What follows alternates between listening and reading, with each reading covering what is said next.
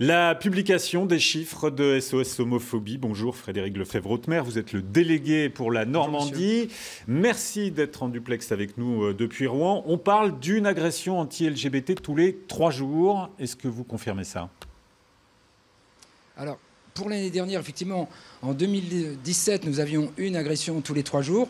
Et au début de l'année 2018, et à partir du dernier trimestre 2018, c'est une agression tous les jours. Donc ça veut dire que ces chiffres sont malheureusement en augmentation.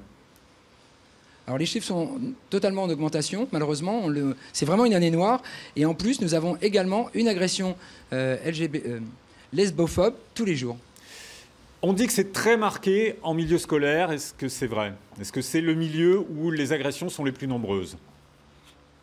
Alors, là où il y a le plus d'agressions aujourd'hui, c'est sur Internet. L'anonymat permet de se défouler, permet vraiment d'insulter sans aucune raison n'importe quelle personne, et en particulier, justement, les personnes qui se reconnaissent dans le champ LGBT. Mais il est vrai que déjà, dans les cours de récréation, dans la cour en primaire, la première insulte qui est prononcée tient en 2 consonnes, c'est PD. Donc ça veut dire qu'il y a un vrai travail d'éducation à faire dès le plus jeune âge? Alors tout à fait, SOS Homophobie intervient en milieu scolaire.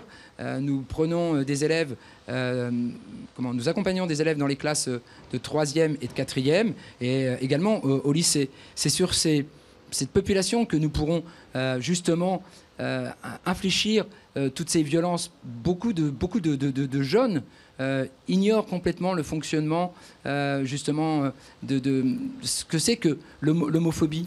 Pour eux, ça reste bien souvent quelque chose. Ils n'ont pas pris conscience que ça avait des conséquences graves d'insulter, parce que ces insultes génèrent jusqu'aux violences physiques.